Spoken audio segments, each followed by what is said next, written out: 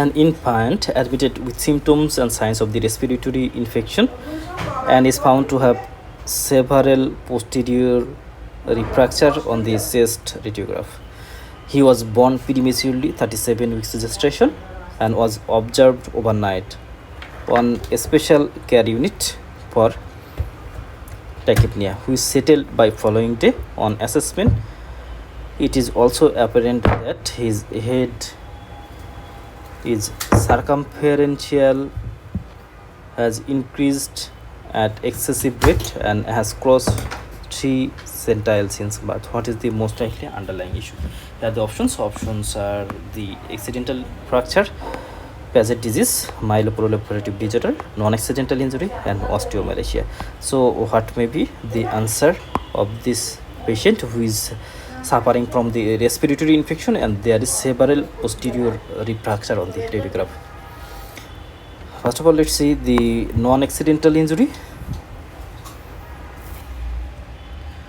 The non-accidental injury, it is usually delayed presentation.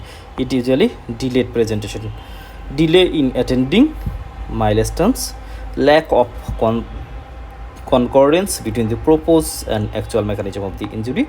There is the multiple injuries at site not commonly exposed to the trauma. Children is at greater risk. And here our answer is the non-accidental injury. But because here we can see there is the several posterior rib fracture, and also there is chest infection. But no relation with the several posterior rib fracture.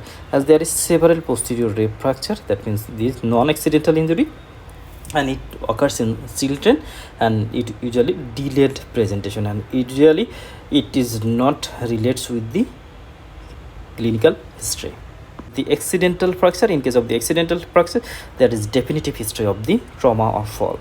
In case of Paget disease, it usually present in the older age. Myeloproliferative disease, it also present in the older age.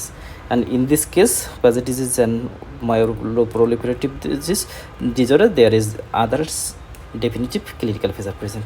And osteomalacia, in case of the osteomalacia, there is the history of fall or history of minor trauma, then the fracture. But here no such type of the history, so the answer is the non-accidental.